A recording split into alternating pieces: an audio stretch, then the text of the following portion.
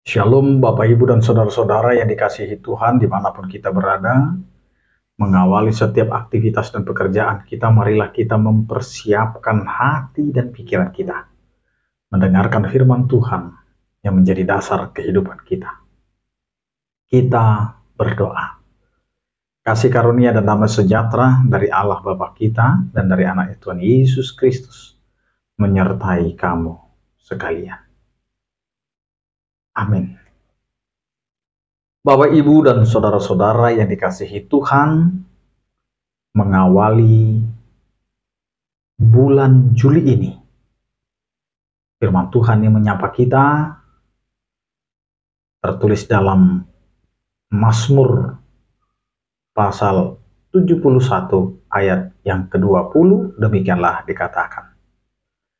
Engkau yang telah membuat aku mengalami banyak kesusahan dan malapetaka, Engkau akan menghidupkan aku kembali, dan dari samudera raya, bumi Engkau menaikkan aku kembali.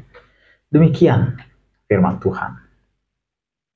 Bapak, Ibu, dan saudara-saudara, kitab Mazmur ini ditulis ketika Daud telah memasuki masa tuanya. Dan saat itu Daud merenungkan kembali kehidupannya, di mana kehidupan yang penuh dengan tantangan, kehidupan yang penuh dengan penderitaan, dan juga bahaya. Namun di balik semuanya itu,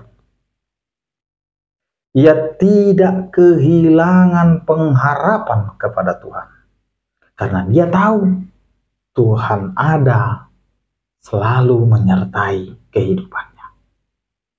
Bapak, Ibu, dan saudara-saudara yang dikasihi Tuhan, ayat ini juga menunjukkan bahwa walaupun Daud mengalami begitu banyak penderitaan, mengalami begitu banyak kesusahan, mengalami begitu banyak malapetaka, namun ia tetap percaya bahwa Tuhan sanggup memulihkan dan mengangkat kembali hidupnya.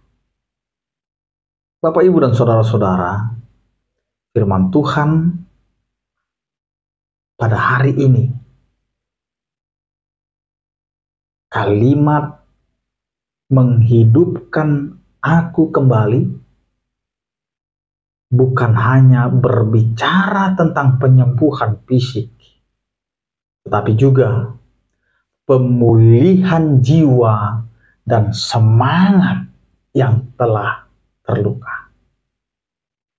Karena itu, mari kita renungkan kembali Bapak, Ibu, dan saudara-saudara,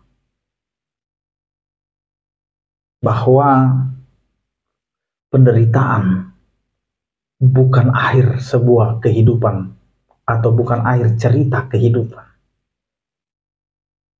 Dalam hidup kita mungkin jatuh, kita mungkin sakit, kehilangan, atau dihina oleh orang-orang yang ada di sekitar kita. Namun Allah tidak pernah meninggalkan kita di titik kehidupan terendah kita.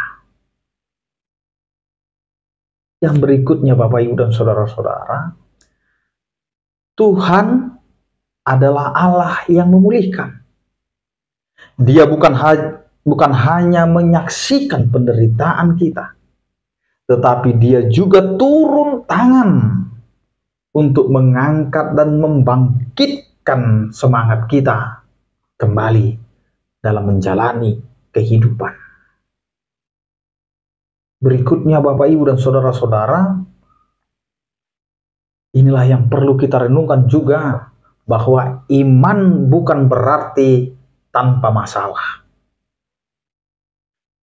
Karena ketika kita beriman, kita ini sedang menunjukkan bahwa kita percaya bahwa Tuhan tetap bekerja di dalam setiap persoalan masalah kehidupan kita.